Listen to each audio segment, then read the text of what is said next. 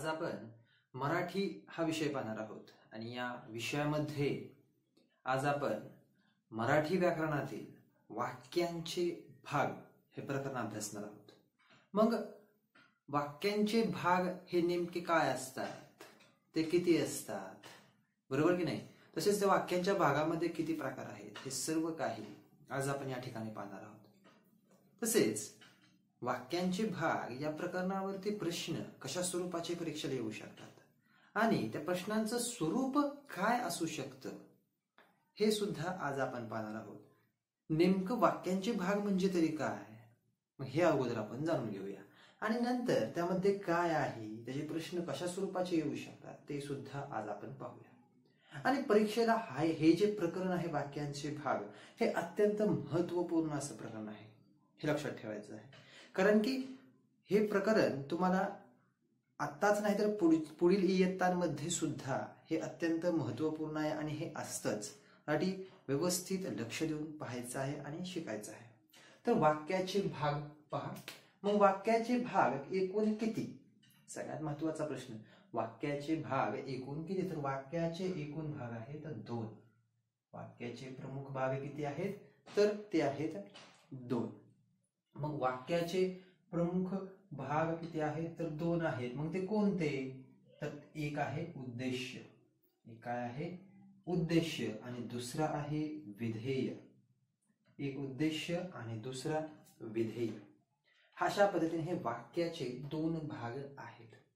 मग उद्देश्य मध्ये नेमकं काय येतं? वाक्याचे 2 भाग पडतात, एक उद्देश्य, विधेय। मग उद्देश्य मध्ये येतो कर्ता, म्हणजे काय? उद्देश्य मध्ये कर्ता येतो। तर विधेय मध्ये कोण येतं? तर विधेय मध्ये क्रियापद आणि कर्म हे 2 येतात, बरोबर। म्हणजे तुम्ही कर्ता, कर्म आणि क्रियापद हे 3 जे घटक आहेत, हे 3 घटक उद्देश्य आणि विधेय मध्ये मोडतात। मग त्यातला कर्ता जो आहे तो उद्देश्य मध्ये येतो, तर क्रियापद आणि कर्म जे आहे ते विधेय मध्ये येतं, हे लक्षात ठेवायचं। वाक्याचे एकूण भाग किती पडतात? तर वाक्याचे एकूण 2 भाग पडतात, उद्देश्य, विधेय। उद्देश्य मध्ये कर्ता येतो, तर विधेय मध्ये क्रियापद आणि कर्म येतं। मग आपण आज हे पाहणार आहोत की उद्देश्य आणि विधेय हे पाहण्यापूर्वी आपण त्यातले घटक नेमके काय आहेत ते घटक जर आपण पाहिले तर घटकावरून आपल्याला उद्देश्य आणि विधेय ओळखणं सोपं जाईल। म्हणून त्यासाठी आज आपण सर्वात अगोदर कर्ता म्हणजे काय, क्रियापद म्हणजे काय आणि कर्म म्हणजे काय हे अगोदर आपण पाहणार आहोत। हे 3 अगोदर आपण पाहिल्यानंतर आपल्याला उद्देश्य आणि विधेय हे शिकण्यासाठी अत्यंत सोपे जातील। म्हणून सर्वात पहिल्यांदा आपण कर्ता, कर्म आणि क्रियापद हे 3 घटक पाहणार आहोत। मग आता आपण पाहूयात की नेमका पहिला घटक आहे आपण घेतलेला आहे त्या तिघांमधील, तो आहे क्रियापद। आता क्रियापद आपण पाहणार आहोत। मग क्रियापद म्हणजे काय, आता आपण पाहूयात की क्रियापद म्हणजे काय असतं। ठीक आहे, मग पहा क्रियापद म्हणजे काय, तर वाक्याचा अर्थ पूर्ण करणाऱ्या क्रियावाचक शब्दास क्रियापद म्हणतात। वाक्याचा अर्थ पूर्ण करणाऱ्या क्रियावाचक शब्दास क्रियापद असे म्हणतात, हे आहे क्रियापदाची व्याख्या। मग वाक्याचा अर्थ पूर्ण करणाऱ्या क्रियावाचक शब्दास क्रियापद असे म्हणतात, म्हणजेच वाक्य जर पूर्ण करायचं असेल तर त्यामध्ये क्रियापदासारखा शब्द पाहिजेच, तरच त्या वाक्याला अर्थ येतो, बरोबर की नाही। उदाहरणार्थ पहा, आज रविवार आहे, आज रविवार आहे। मग यामध्ये क्रियापद काय आहे, तर आहे, हे हा जो शब्द आहे तो या वाक्यातील क्रियापद शब्द आहे। मग व्याख्या काय आहे, तर वाक्याचा अर्थ पूर्ण करणाऱ्या क्रियावाचक शब्दास क्रियापद म्हणतात। म्हणजे वाक्याचा अर्थ जर पूर्ण करायचा असेल तर तो शब्द क्रियापद असतो। क्रियापद जर वाक्यात नसेल तर वाक्याला अर्थ येत नाही, बरोबर। मग यामध्ये क्रियापद शब्द आहे। जर मी तुम्हाला म्हटलं आज रविवार, आता हेच वाक्य कसं आहे, आज रविवार आहे, क्रियापद शब्द आहे। जर आपण तो शब्दच काढला आणि फक्त एवढंच वाक्य म्हणलं मी की आज रविवार, मी जर तुम्हाला म्हटलं की आज रविवार, तर तुम्ही काय म्हणणार? आज रविवार काय आहे आज, म्हणजे आज रविवार आहे नाही नेमकं काय, तर काहीच त्याच्यातून अर्थ उत्पन्न होत नाही. आज रविवार जर म्हटलं तर त्यातून काहीच अर्थ उत्पन्न होत नाही. म्हणजेच काय, जर मी आहे हा शब्द त्या ठिकाणी जर लावला, आज रविवार आहे, तर तुम्हाला समजतं, तुम्हाला अर्थ त्याचा प्राप्त होतो की आज रविवार आहे बाबा. जर मी म्हटलं आज रविवार नाही, नाही हा शब्द क्रियापद येतो, म्हणजे आज तुम्हाला कळतं की आज रविवार नाही. म्हणजेच काय, क्रियावाचक जो शब्द असतो, क्रियापद शब्द, तो वाक्याचा अर्थ पूर्ण करतो, हे लक्षात ठेवायचं. म्हणूनच अजून एक महत्वाचं आहे की वाक्यातील सर्वात महत्वाचे पद, वाक्यातील सर्वात महत्वाचे पद, पद म्हणजे शब्द, मग कोणता असतो, हा क्रियापद असतो. कोणता असतो, तर तो क्रियापद असतो. म्हणजेच वाक्यातील सर्वात महत्वाचा शब्द हा कोण असतो, तर क्रियापद असतो. वाक्यातील सर्वात महत्वाचे पद कोणते असते, तर क्रियापद असते. परीक्षेला तुम्हाला असं विचारलं जाऊ शकतं की वाक्यातील सर्वात महत्वाचे पद कोणते, पर्याय देतात कर्ता, कर्म, क्रियापद. मग त्यामध्ये वाक्यातील सर्वात महत्वाचे पद हे क्रियापद असते, हे लक्षात ठेवायचं आहे. मग पहा, दुसरं उदाहरण घेऊया. राम क्रिकेट खेळतो. राम क्रिकेट खेळतो. मग यामध्ये खेळणे हे काय, खेळतो क्रियापद आहे. खेळतो हे काय आहे, क्रियापद आहे. राम क्रिकेट खेळतो, खेळतो हे काय, क्रियापद आहे. जर मी म्हटलं फक्त राम क्रिकेट, तर तुम्हाला अर्थ प्राप्त होईल का? राम क्रिकेट जर म्हटलं आहे नाही, खेळतो खेळत नाही, नेमकं काय, तर काहीच कळत नाही. मग राम क्रिकेट म्हणल्यावर तुम्हाला काहीच कळत जर नसेल, तर तो अर्थ प्राप्त होतो का त्या वाक्याला, तर होत नाही. आणि जर मी असं म्हटलं की राम क्रिकेट खेळतो, खेळतो शब्द जर मी त्या ठिकाणी लावला, तर तुम्हाला त्या ठिकाणी अर्थ प्राप्त होतो आणि समजतं की राम काय करत आहे, तर क्रिकेट खेळतो राम, असं तुम्हाला माहिती होतं. म्हणजेच वाक्यातील सर्वात महत्वाचा शब्द म्हणजे काय, तर क्रियापद, आणि ते वाक्याला अर्थ प्राप्त करून सुद्धा देतं. म्हणूनच क्रियापद हे अत्यंत महत्वाचं असतं. आणि बहुतेक म्हणजे जास्तीत जास्त वेळा, सर्वच वेळा असं म्हणत नाही मी, जास्तीत जास्त वेळा असं म्हणतोय किंवा बहुतेक वेळा असं म्हणतोय की क्रियापद हे वाक्याच्या शेवटी येतं. मध्ये सुद्धा येतं, सुरुवातीला सुद्धा येऊ शकतं, परंतु जास्तीत जास्त वेळा ते वाक्याच्या शेवटी येतं. साधी सरळ वाक्य असेल तर शेवटी येतं, नसतील तर ते मध्ये सुद्धा येऊ शकतं, अगोदर सुद्धा येऊ शकतं. ठीक आहे. मग क्रियापद म्हणजे काय, तर वाक्याचा अर्थ पूर्ण करणाऱ्या क्रियावाचक शब्दास क्रियापद असेल. मग क्रिया करणे म्हणजे क्रियापद, म्हणजे खाणे, पिणे, झोपणे, उठणे, बसणे, खाणे, झाडणे, स्वयंपाक करणे, आहे नाही, हे सगळे काय आहेत, क्रियापद शब्द आहेत.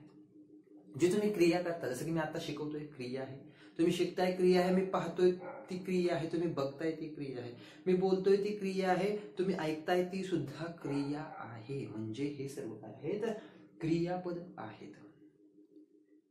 आपण आता फक्त क्रियापद पाहिलं, विधेय मधील जो भाग होता क्रियापद, तो आता आपण या ठिकाणी हा भाग पाहिलेला आहे.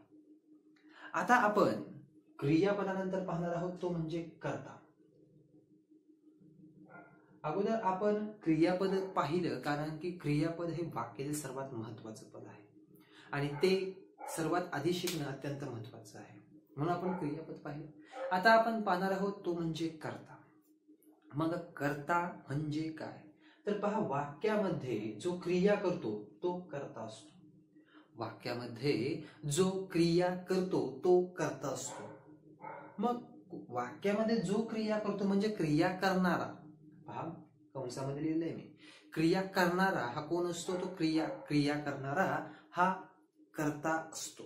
मग कसली क्रिया करणारा, तर पहा, समजा उदाहरण घेतलेलं आहे, राम आंबा खातो, हे उदाहरण आहे. उदाहरण काय आहे, राम आंबा खातो, असं उदाहरण घेतलेलं आहे आपण. मग क्रिया, आता या ठिकाणी काय आहे, वाक्यामध्ये जो क्रिया करतो, जसं की क्रियापद आपण शिकलो, क्रिया म्हणजेच क्रियापद, क्रिया म्हणजे काय, क्रियापद. मग वाक्यामध्ये क्रियापद कोणतं आहे, तर तुम्हाला माहिती आहे खाणे पिणे झोपणे उठणे बसणे जो क्रिया असते त्याला क्रियापद असे म्हणतात. मग वाक्याचा अर्थ प्राप्त करून देणारा शब्द कोणता आहे? तो खातो. हा शब्द काय आहे? क्रिया आहे. ठीक आहे, खातो हा शब्द काय आहे? क्रिया आहे. मग या ठिकाणी खातो हा शब्द क्रिया आहे. मग वाक्यामध्ये जो क्रिया करतो तो कर्ता असतो, म्हणजे क्रिया करणारा हा कर्ता असतो. मग या ठिकाणी खाण्याची क्रिया, खाणारा क्रिया करणारा म्हणजे क्रिया कोणती आहे? खातो. मग खातो ही क्रिया करणारा कोण आहे? खाण्याची क्रिया करणारा कोण आहे? तर खाण्याची क्रिया कोण करत आहे या ठिकाणी? तर राम करत आहे. बरोबर की नाही? खाण्याची क्रिया राम करत आहे, म्हणून राम हा काय झाला? कर्ता झाला. बरोबर. जसं की आई स्वयंपाक करते, स्वयंपाक करण्याची क्रिया कोण करत आहे? आई करत आहे, आई. बरोबर. आता समजा तुमचं नाव राम असेल, राम अभ्यास करतो. बरोबर. अभ्यास करण्याची क्रिया कोण करत आहे? राम करत आहे, राम करता. तशा पद्धतीने दुसरं उदाहरण पहा, राधा स्वयंपाक करते. राधा स्वयंपाक करते. मग या ठिकाणी क्रियापद शब्द कोणता आहे? तर क्रियापद शब्द आहे, म्हणजे क्रिया कोणती आहे? तर करते. हे काय आहे? क्रिया आहे. करते हा शब्द काय आहे? तर करते हा शब्द या ठिकाणी क्रिया आहे. मग करते हा शब्द क्रिया असताना स्वयंपाक करते, स्वयंपाक करण्याची क्रिया ही कोण करत आहे? तर स्वयंपाक करण्याची क्रिया या ठिकाणी राधा करत आहे. कोण करत आहे? राधा करत आहे. बरोबर. म्हणजेच काय? तर राधा ही काय झाली? कर्ता झाली या ठिकाणी. हे दोन काय झाले? कर्ता. राम आणि राधा हे काय आहेत? कर्ता आहेत. म्हणजेच क्रिया करणारा हा कर्ता असतो, लक्षात ठेवायचा आहे. मग कर्ता शोधण्यासाठी तुम्हाला अगोदर क्रिया शोधावी लागेल, म्हणजेच क्रियापद शोधावं लागेल. म्हणून क्रियापद अगोदर पाहिलं आपण, आणि क्रियापद शोधलं की तो क्रिया जो करणारा असतो तो कोण असतो? कर्ता असतो. म्हणजेच आपल्याला कर्ता शिकलो. आता आपण पाहणार आहोत की कर्म म्हणजे काय. आपण क्रियापद शिकलो, कर्ता शिकलो, आता आपण शिकणार आहोत कर्म. कर्म म्हणजे काय पहा. वाक्यातील क्रिया ज्याच्यावर घडते त्याला कर्म असे म्हणतात. वाक्यातील क्रिया ज्याच्यावर घडते त्याला कर्म असे म्हणतात. मग क्रिया तुम्हाला माहिती आहे, क्रिया म्हणजे काय? म्हणजेच क्रियापद. म्हणजे काय? तर वाक्याचा अर्थ पूर्ण करणाऱ्या क्रियावाचक शब्दास क्रियापद म्हणतात. बरोबर. म्हणजे क्रिया. बरोबर. खाणे पिणे झोपणे उठणे ही क्रिया आहेत. मग क्रिया हा वाक्याचा अर्थ पूर्ण करून देणारा शब्द आहे. मग कर्म म्हणजे काय? तर क्रिया ज्याच्यावर घडते त्याला कर्म असे म्हणतात. मग या ठिकाणी पहिलं उदाहरण घेऊया आपण. राम आंबा खातो.